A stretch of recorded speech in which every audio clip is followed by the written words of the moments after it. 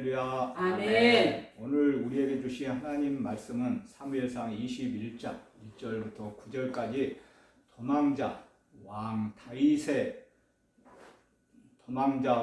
다윗이라는 제목으로 말씀을 증거할 때 함께 은혜 받는 시간이 되시길 바랍니다. 아멘. 저는 오랜 세월 동안 교정 공무원을 하였기 때문에 도주 도망자를 떠오르면 희대의 탈옥수 신창원이 생각납니다. 신창원의 아버지는 돈 한 푼 벌어오지 않는 백수였고 그는 자식들 중 제일 착했던 신창원에게 자주 술 심부름을 시켰습니다. 신창원은 돈 없이 술을 가져와야 했고 어린 신창원이 거절할 때마다 자주 두들겨 맞아 그때부터 술을 훔치기 시작했습니다. 도둑질을 그때 처음 배운 것입니다. 그러던 중 신창원은 1982년 절도죄로 소년원에 들어가게 되었고 심지어 많은 시간이 흘러 부산 교도소에 입소하여 노역 작업을 하다가 실톱날 조각을 손에 넣게 되고 화장실 쇠 청사를 하루 20분씩 무려 4개월간 조금씩 절단하며 탈옥을 계획했습니다. 이 탈옥을 위해 무려 15kg을 감량하였고 교도관들의 신뢰를 쌓아 감시를 줄이기 위해 오랜 기간 모범수로 지냈다고 합니다.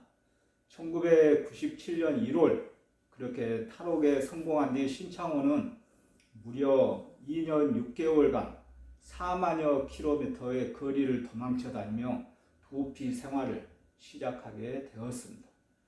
후에 붙잡힌 신창원은 김신웅 장로님을 만나 탈옥했던 이유에 대해 이렇게 말을 했습니다.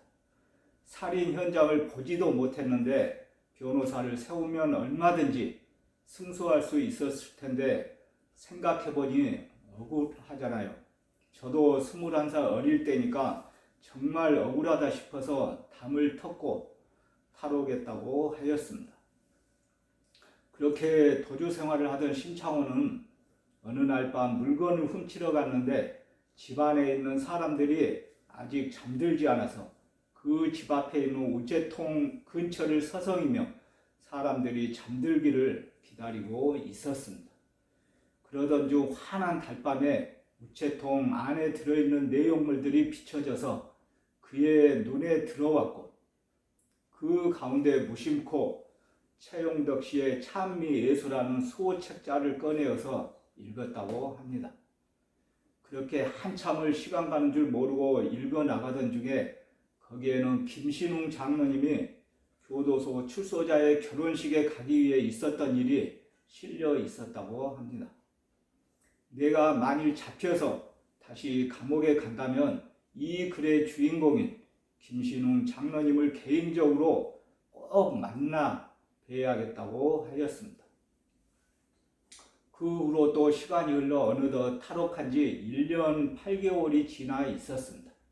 비가 치척치척 내리던 어느 어두운 날 신창원은 다시 범행을 계획하고 애딴 곳에 있던 한 아파트를 서성였습니다. 한밤중에 문을 따고 집을 들어서니 젊은 여성이 혼자 살고 있었고 그때 신창원은 깜짝 놀랐습니다. 자신을 만나면 모두가 보통 두려움에 떠는 게 정상인데 그녀는 너무나 차분한 모습으로 자신을 대하고 있었기 때문입니다.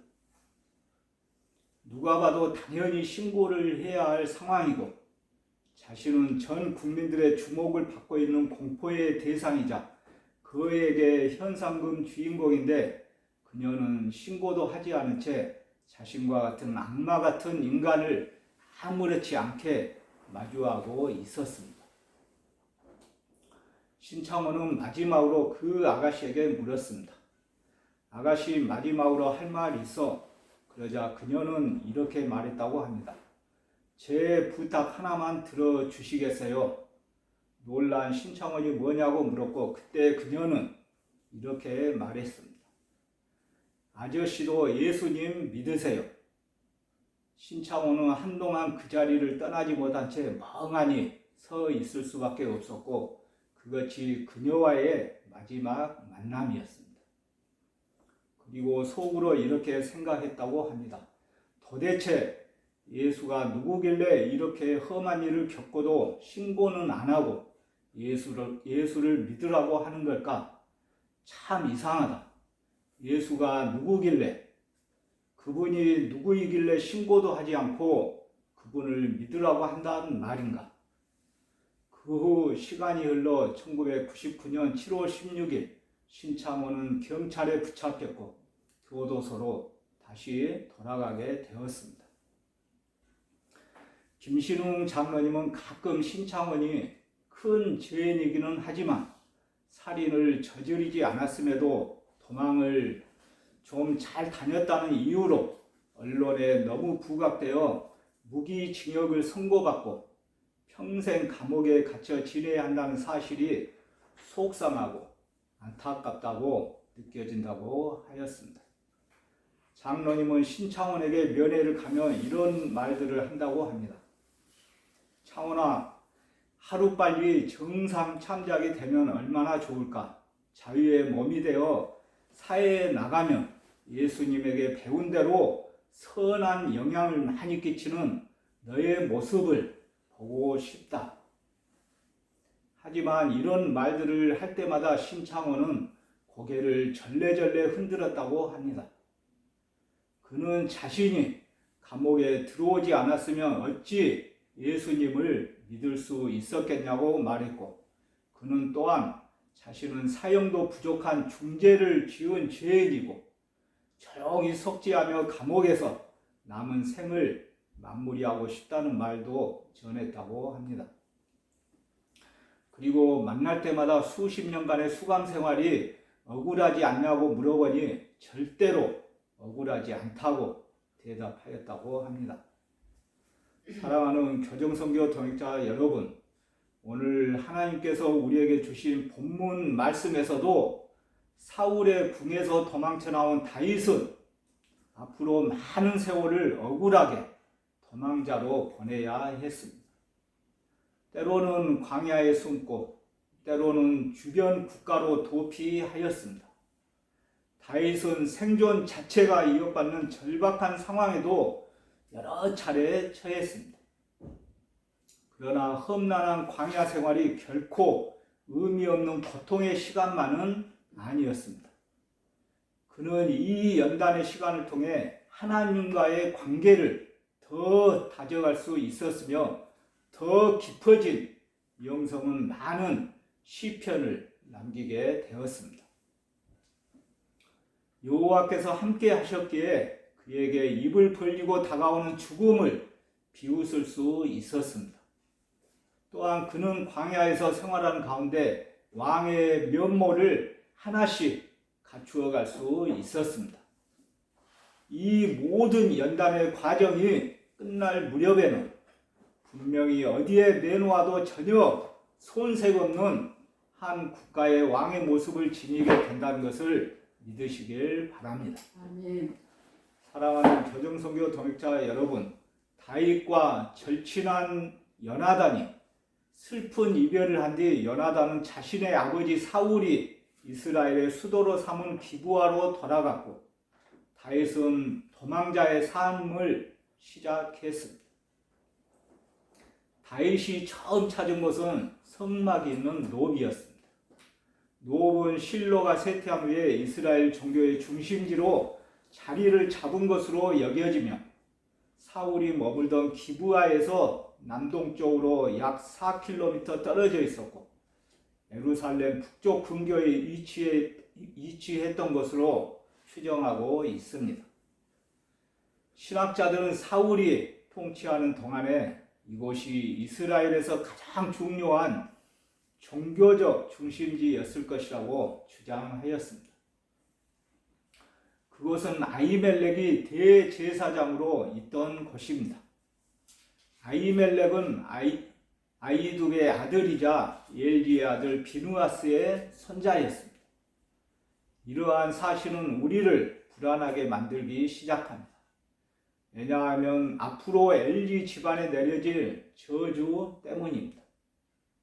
사무엘상 22장 18절 말씀을 제가 읽겠습니다. 사무엘상 22장 18절 말씀을 제가 읽겠습니다.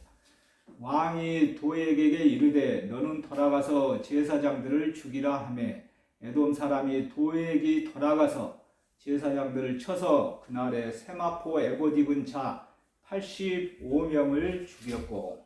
아멘. 방금 읽었듯이 다윗이 성막 있는 노브를 다녀간 지 얼마 지나지 않아 노브를 찾은 사울은 85명의 제사장들을 학살하였습니다. 모두 엘리의 후손들입니다. 본문 1절과 2절 말씀에서 아히멜렉은 다윗을 보는 순간 두려움에 휩싸였을 것입니다. 그동안 사울과 다윗의 갈등 소문이 떠돌았을 것이며 다윗이 사울과 함께하지 않고 홀로 나타난 것이 마음에 걸렸습니다. 그러나 다윗은 사울 왕의 특명을 받고 길을 가는 중이라고 거짓말을 함으로써 그의 마음을 진정시켰습니다. 다행히 제사장 아히멜렉은 다윗의 말을 액면 그대로 받아들였습니다. 한간에 떠도는 소문에 의하면 다윗과 사울의 관계가 매우 좋지 않지만 그래도 다윗은 사울의 사이가 아닌가. 그러므로 제사장 아히멜렉은 쉽게 다윗의 말을 믿었습니다. 그러면 왜 다윗은 아히멜렉에게 사울을 피해 도망 중이라고 진실을 말하지 않고 거짓말을 했을까요? 제사장 아히멜렉은 사울을 곁에서 섬기는 아히야 제사장의 같은 형제입니다. 그래서 다윗은 아히멜렉을 믿을 수 없었기 때문에 그에게 마음을 열고 진실을 말하지 않았습니다.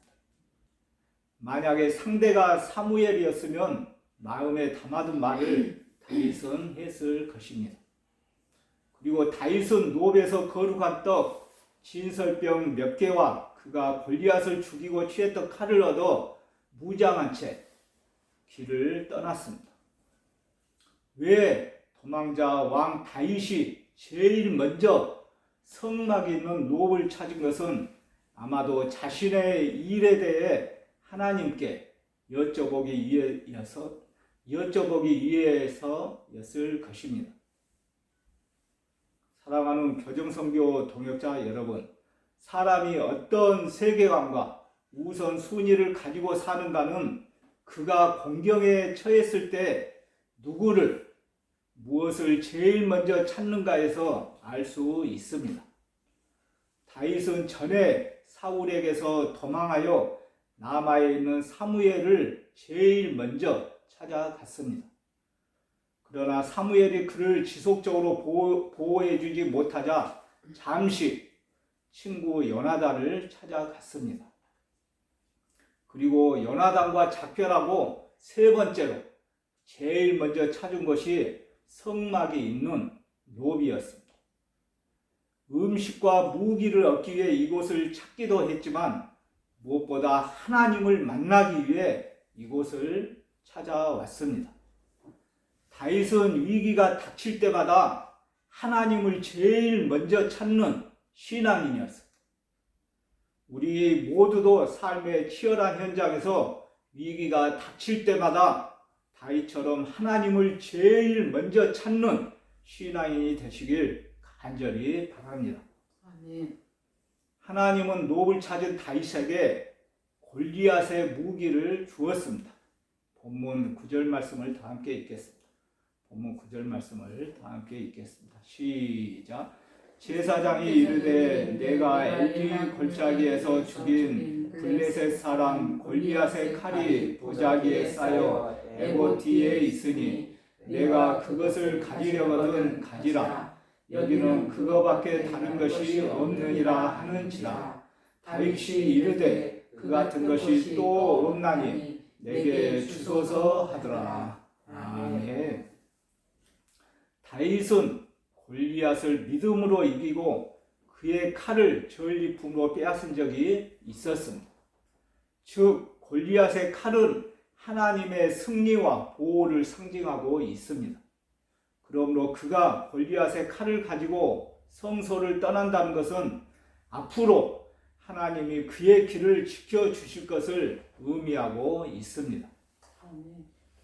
그리고 아히멜렉은 의식하지 못했겠지만 그가 거룩한 떡, 진설병을 다윗에게 준 것도 상징적인 의미가 있습니다. 본문 6절 말씀을 다 함께 읽겠습니다. 본문 6절 말씀을 다 함께 읽겠습니다. 시작. 제사장이 그 거룩한 떡을 주었으니 거기는 진설병 곧 여호와 앞에서 물려낸 떡밖에 없었음이라. 이 떡은 더운 떡을 드리는 날에 물려낸 것이라. 아멘. 레위기 24장 5절부터 9절 말씀에서 진설병은 성소에 보관되던 12덩이의 빵이었습니다. 일주일에 한 번씩 새 것으로 바뀌며 성소에서 꺼낸 오래된 빵은 제사장들만 먹을 수 있었습니다. 성소에 보관된 진설병은 결코 이스라엘의 하나님이신 여호와께 잡수실 만한 음식을 바치기 위한 것이 아니었습니다. 진설병은 하나님이 그분의 백성들에게 양식을 주시는 은혜를 상징했습니다. 또한 여호와의 임재를 상징하는 성소에 보관된 진설병은 상징적으로 여호와 앞에 있었습니다. 다윗에게 이 빵들이 주어지는 것은 이 빵들이 항상 하나님 앞에 있었던 것처럼 다윗이 어디를 가든지 여호와의 임재가 항상 그와 함께 할 것을 약속한 것입니다. 당시의 풍습에 따르면 전쟁에서 적군으로부터 빼앗은 노획물 중에 중요한 물건은 성전 등에 보관했습니다. 다윗은 지금 전에 골리앗에게서 빼앗았던 무기들을 찾아가고 있습니다. 사울은 가는 곳마다 다윗에게 꽂을 창이 있었던 데 반해 다윗의 무기는 매우 빈약했습니다. 그가 무기도 없이 노업을 찾았다는 것은 무기를 챙길 겨를도 없을 만큼 사태가 심각했음을 보여주고 있습니다. 또한 골리앗의 무기는 이제야 제 주인을 만난 셈입니다. 다윗의 손에 들린 골리앗의 칼은 나중에 팔레스타인 지역을 다스리게 됩니다. 그리고 이제부터 다윗은 더 이상 받기만 하는 자가 아니라 취하는 자가 된다는 것을 믿으시길 바랍니다. 사랑하는 교정선교 동역자 여러분, 말씀을 정리하겠습니다.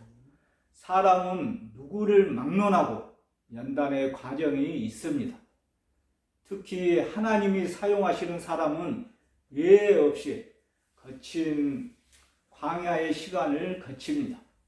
다윗은 연단의 과정을 시작하면서 먼저 하나님을 의지했습니다.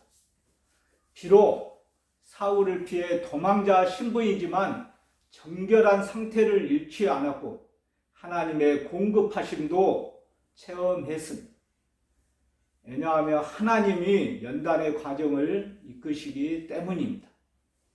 그러므로 우리는 어떠한 연단의 과정에서도 하나님이 이끌고 계신다는 것을 믿고 절대 좌절하지 말고 주님만 의지하시길 간절히 바라고 바랍니다. 아멘. 할렐루야. 아멘. 제가 기도하겠습니다. 다윗이 도망자 생활을 시작하는 순간에 하나님은 제사장 아히멜렉을 통해 육적인 필요와 영적인 필요를 채워주셨습니다. 하나님의 신실하심은 어떠한 상황에서도 변하지 않습니다. 우리는 삶에서 어떠한 연단의 과정에서도 하나님을 끝까지 의지하고 기대하며 살아갈 수 있도록 도와주시옵소서. 무엇보다도 이 시간 말씀을 통하여 몸된교회 교정선교교회와 전국 교정기관에 갇혀있는 형제 자매들과 그들을 돌아보고 있는 교도관, 그리고 윤석열 대통령을 비롯하여 이 나라와 민족, 세계 일방 모두가 위기가 닥칠 때마다 하나님을 제일 먼저 찾는 신앙이 될 수 있도록 도와주시옵소서. 그리고 이 땅 가운데 살면서 화급한 일 절대 당하지 않도록 도와주옵시고, 정치, 경제, 사회, 문화, 국방이 정상화될 수 있도록 도와주시옵소서. 예수님 거룩하신 이름으로 간절히 기도드립니다. 아멘.